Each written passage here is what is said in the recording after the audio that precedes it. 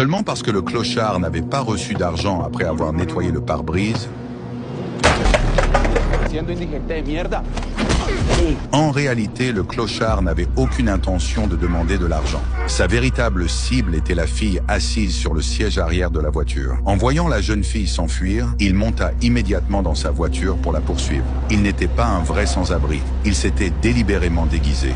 Il utilisa la voiture pour bloquer la route de la fille, puis l'enferma dans le coffre. Quand les gardes du corps arrivèrent sur place, l'homme avait déjà pris la fuite. La jeune fille, Elisa, était la fille d'un chef de gang local, et elle venait maintenant d'être enlevée. Vincent, furieux, ne pouvait pas croire que deux gardes du corps professionnels n'aient pas réussi à vaincre un simple clochard, et qu'en plus, il ne savait rien sur son identité. Il annonça une récompense de 28 millions de dollars et mobilisa tous les membres du gang. Pendant ce temps, après avoir conduit sur plusieurs kilomètres, le ravisseur se rendit soudain compte qu'aucun bruit ne provenait du coffre. Il s'arrêta brusquement pour vérifier la situation. Si quelque chose arrivait à Elisa par manque d'oxygène, ce n'était pas le résultat qu'il souhaitait. Après s'être assuré qu'il n'y avait personne aux alentours, il ouvrit le coffre.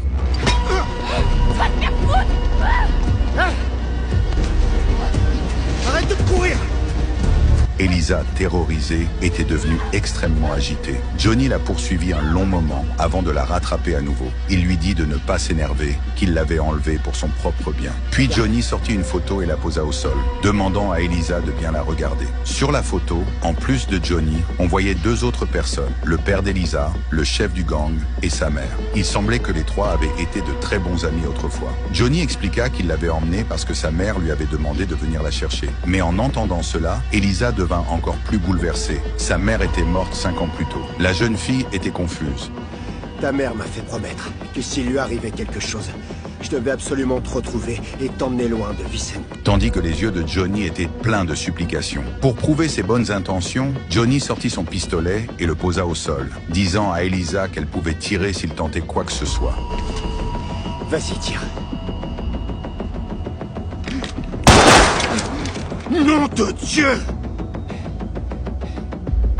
Ok, tu me crois maintenant? Tu vas remonter dans la voiture.